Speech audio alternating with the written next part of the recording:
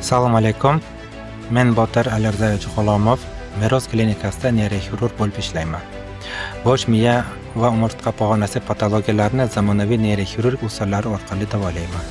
Faoliyatimda aniqlik, xavfsizlik va zamonaviy texnologiyalar asosiy o'rin tutadi.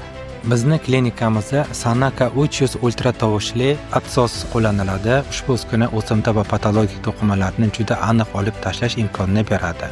Sog'lom miya to'qimalari esa maksimal darajada saqlanadi. Bu atrof to'qimalarga mexanik zarar yetkazmay, onkologik o'simtalarni, patologik to'qimalarni yuqori aniqlikda olib tashlash imkonini beradi. Quyidagilardan yana yuqori chastotali koagulyatorimiz bor. Bu operatsiya jarayonida bizga yuqori chastotali koagulyatsiya faoliyatini beradi. U qon ketishni tez va ishonchli to'xtatadi. Operatsion maydonni toza va aniq holda saqlab turadi. Bu yuqori chastotali koagulyator to'qimalarga kam travmatizatsiya berish imkoniga ega. Quyidagi yana bizda bor fiksatorlardan Mayfield fiksatsiyasi bu bosh miya operatsiyalarida, ya'ni neyroxirurgiyada oltin standart bo'lib hisoblanadi. Bu operatsiya davomida bemor boshi mutlaqo harakatsiz bo'ladi. Bu esa yuqori aniqlik va xavfsizlikni ta'minlaydi. Bu quyidagi tizim klinikamizda BrainLab neyronavigatsiya tizimi bo'lib, operatsiya vaqtida miya tuzilmalarini millimetr aniqlikda ko'rish imkonini beradi. Bu BrainLab navigatsiya yuqori texnologiya eng murakkab operatsiyalarni ham xavfsiz bajarishga yordam beradi. Shuningdek, bosh miya chuqur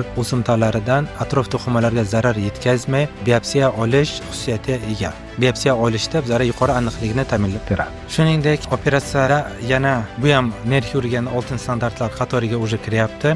Bu neyromonitoring tizimi. Bu operatsiyalar vaqtida neyromonitoring asab yo'llari funksiyasini doimiy nazorat qiladi. Bu operatsiyadan keyingi nevrologik asoratlar xavfini sezilarli darajada kamaytiradi. Meros klinikasida neyroxirurg operatsiyalari zamonaviy uskunalar va ilg'or texnologiyalar yordamida amalga oshiriladi.